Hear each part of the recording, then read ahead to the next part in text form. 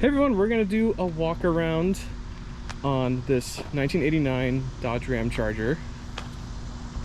I've got the owner with me here, so we're gonna kind of just have a candid conversation on the car and kind of go over the interior and the exterior of it, and then we'll get to a POV driving video and kind of go from there.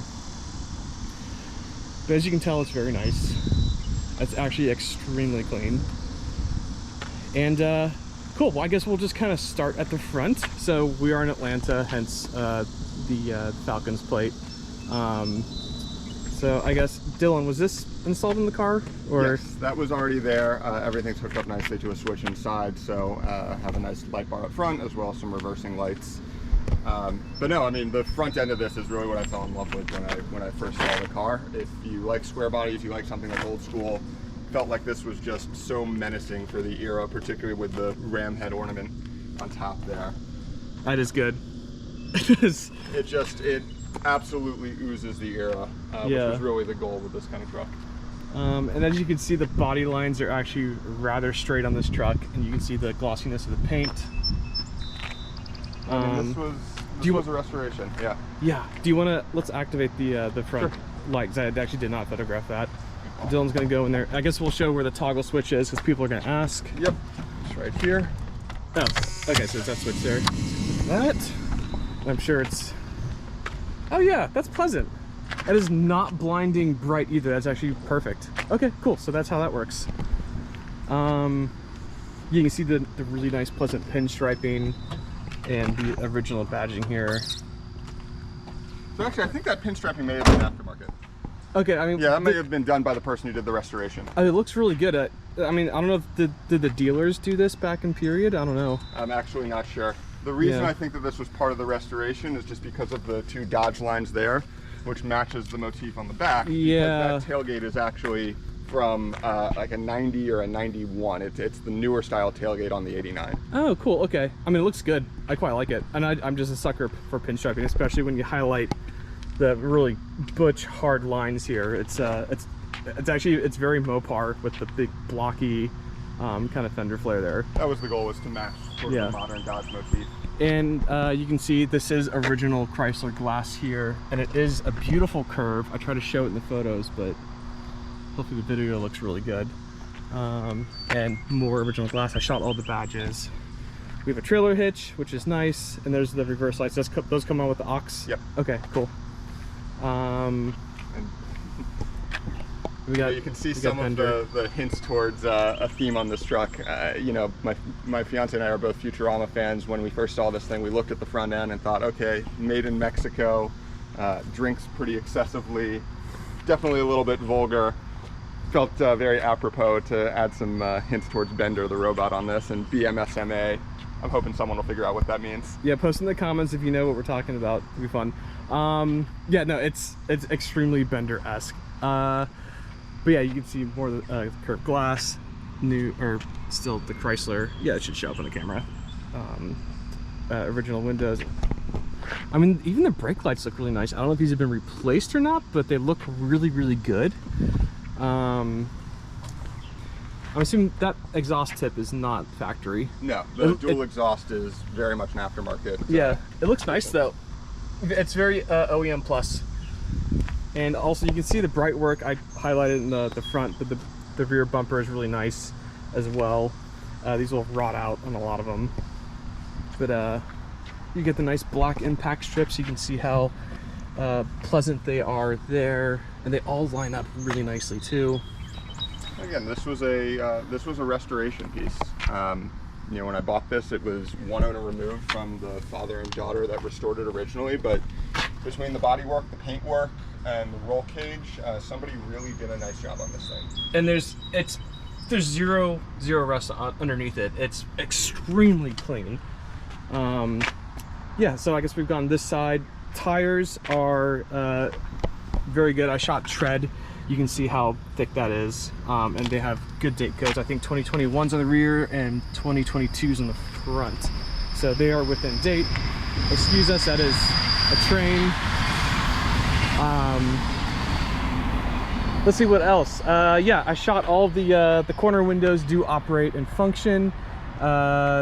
Dylan, you did some stuff with the windshield wipers, right? Yeah, so when I got this thing, I say it was a restoration. It was probably 85 to 90% where it needed to be. So little things like the windshield wipers and the linkages, all of that was just completely non-existent. Had to go rebuild everything there. Some mechanical things, which you'll see the service records for me to fix up to make sure that this thing is drivable and usable. But overall, I mean, it's a pretty tried and true formula. We haven't even talked about the manual transmission. Yeah, we'll get there. That's arguably the best part, right. And it feels really good. 35 transmission, and then the Dodge 318 engine. There we are. It's a pretty reliable, pretty bulletproof powertrain. Yeah, I mean, even the armatures for the hood are all nice. The springs are clean. Little and things black. like that I had to do some work on to make sure they weren't squeaking and all that fun stuff. Yeah, they look really good. Usually those are just kind of orange with rust. I see a newer radiator in here. You've got our AC dryer right there. I see a new alternator. Yep, R134 fittings for the AC. I mean, it's a tidy engine bay. You can see the fenders are nice. And the AC was just recently redone. Oh, good. Atlanta summers without cold blowing air is a tough proposition. So very glad to have this thing blowing cold. Yeah, you have like all new hoses and lines. That's nice. And the AC compressor should be, I guess, where's the AC compressor in this? Somewhere, but it's been done. So, oh, it's right here. Duh. Cool. Well, I mean, yeah, you guys can see the engine bay. You see the new wiring for the headlights, or sorry, the windshield wiper. New wiring for the plugs as well. Yep. Those were done recently. A good bit of engine tuning. No, it looks nice. A lot of room to work on this truck too. Like, it actually seems quite pleasant to wrench on. Could probably fit underneath there. Yeah, you probably could actually just pop up from underneath. But you can see all of this is really nice. I see some stampings there and there. Yeah, the radiator support's nice and clean. It's not all crushed in from an old accident. Everything looks very pleasant and straightforward on this car. And let's see here, we got some stampings up on the firewall. Cool. Yeah, and even the hood's nice, which I actually have a hard time. It's very tall. So let's go to the inside. So we have arguably one of my favorite color and material patterns of the era, which is velour, and it actually has a kind of a really fine striping on it. It's very handsome. As you can tell, the seats are nice. I did sit in it. This bolster is not collapsed. You can see just how nice this is. So interior was totally redone, and the oh, was it redone? Yeah, the center console was an addition after I bought it as well. Oh, it's very pleasant, and it's absolutely swallows stuff. We have all of our detail kit in here, and it's, yeah, huge. You can fit a 24 pack of cores in there, as you do. But yeah, 3 pedals. So it is a manual transmission. The e-brake cinches down really nicely. Yeah, brake release works. Hood obviously works. I just popped it. Again, there's your aux light. Full roll cage. Yeah, the roll cage is really pleasant, and we have nice head protectors here. Yeah, so this here. This is the dual density foam, so it's actually reasonably safe for your head without a helmet. This was a must-have to make it drivable. Yeah, it kind of feels like a crash test dummy, like arm. It's kind of fleshy and firm. You have it's the really soft nice stuff, and then underneath it you have the really pneumatic stuff. So if there's if God forbid you're in a worse accident, yeah, it'll absorb it. It's nice, and steering wheel's in good condition. Still retains the 85 mile an hour. Yeah, from I guess the EPA stuff back then. But again, this truck you probably don't want to. I mean, what's the top speed on this? Have you ever? What's the fastest you've gone? Like 80, 85. I mean, okay, that's not bad. No, I've driven it on the highway, and like I've driven it. I routinely would drive it from Atlanta to Alpharetta, and you can get some high speeds, particularly in the morning. But keeps up with traffic. That's good. Is that original? Yeah, radio's original. That's awesome. And the little dot up there, that's actually just a Bluetooth connector that then tunes back to the radio. So that's huge. You can listen to your own music. That's awesome. Really, I like having that modification in any classic car. It's just Bluetooth, just so you can actually listen to whatever you want. But it's also, you can put cassettes in there, which is fun. Go to a flea market and get them for 50 cents a pop and really rock the period correctness. Yeah, as you can tell, the floor mats, or sorry, the original carpeting is really nice. There's no UV damage. These will turn kind of like bluish gray with sun damage. I do have rubber floor mats as well. Oh, cool. And, dude, your dash is actually really nice too. Oh, I gotta shoot the VIN there, but yeah, there's your VIN stamp or plate. But and the odometer, that is not a glitch. That's just what it happened to fall at when we drove it here today. It's appropriate for the vehicle. It really is. And then glove box is that? You got some crap There you go. but that's all right. It does actuate, and it does. Let's see here. it doesn't. You just need to push it. It's good. There we go. Cool. It requires kind of some finesse there. Not finesse, just shoving it close because this is a manly, hardy truck. Yeah, the rear seat. It's a rear bench seat. You have seat belts back there for 3 people. And I guess you can fit 3 people back there. It'd be pretty close. I've done it. Cool. Folds back. You got about 5.5 feet of room if you fold it all the way back. Yeah, it's actually, yeah, you can do one hell of an IKEA run in this thing. Yeah, you can do truck stuff. Yeah. That's why I bought it. I needed a truck, and I thought this would be a really fun way to do it. Yeah, it's really cool. And it also smells good in here. It smells like red velour. It doesn't have any nasty cigarette, animal, or like sweaty redneck smells from the 80s. It's actually like very nice in here. Cool. Well, I think that about sums up the walk around video. We're gonna go take this for a drive and see what it's like.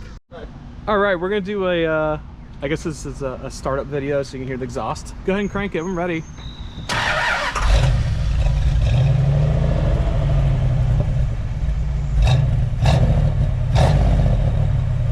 Do a little bit more gas.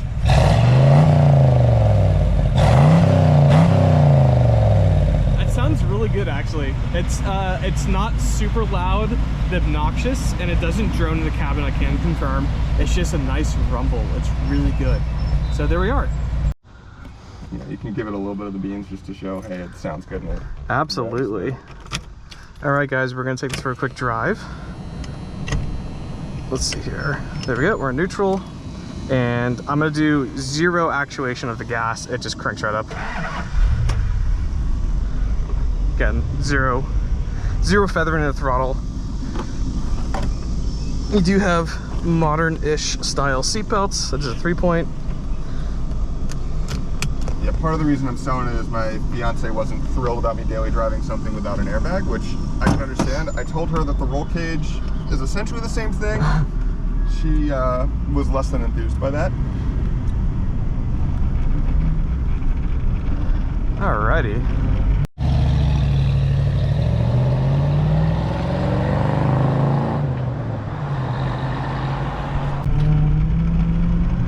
Oh yeah, so first gear is granny gear.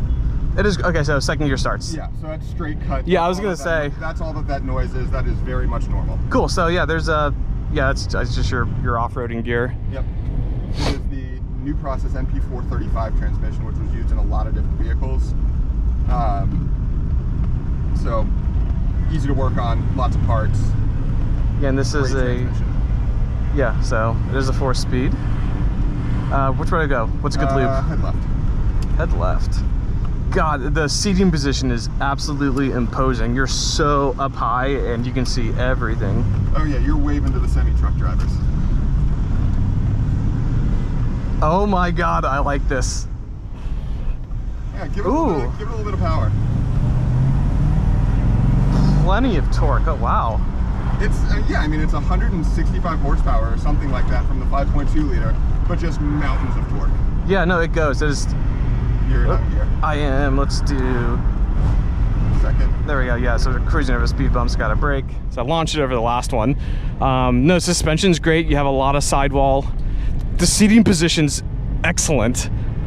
Ooh. Little squeak. Like it's actually pretty quiet when I roll the windows up and cruise on the highway. It is really tight. Dude, you have a nice car. This is a nice truck. And again, I drove this thing all the time from Atlanta to Alpharetta, Georgia, or Duluth, Johns Creek area. So, you know, call it a 45-minute round trip, most of which is on the highway. Like it was very competent for that commute. Yeah, so when I look at classic cars to buy for myself, I don't want, you know, a pristine garage queen with 0 miles since the restoration. I want one that's been daily driven, it's been started every day, it's happy, it's healthy, it knows how to do, you know, modern traffic. And that's what this truck feels like to me. And I think a lot of people kind of fetishize low mileage garage queens. I mean, this is still pretty low miles, but the fact that it's not sitting around rotting away in some guy's collection, Dylan's actually been using it in Atlanta, which is notoriously tough on cars with the traffic and the heat and the, you know, inner city road conditions. Am I going? Make a right. I can make a right. But for a classic car to do daily driving duties in Atlanta, that says a lot. And I will say, I've owned a lot of really fun cars. I have never gotten any more attention than I have in this thing. You know, for better or for worse, but Is that people absolutely love it. Yeah, up is third. Up is third. Sorry about that, guys. I was just here. There we go. Figuring out the gearbox. That's my bad.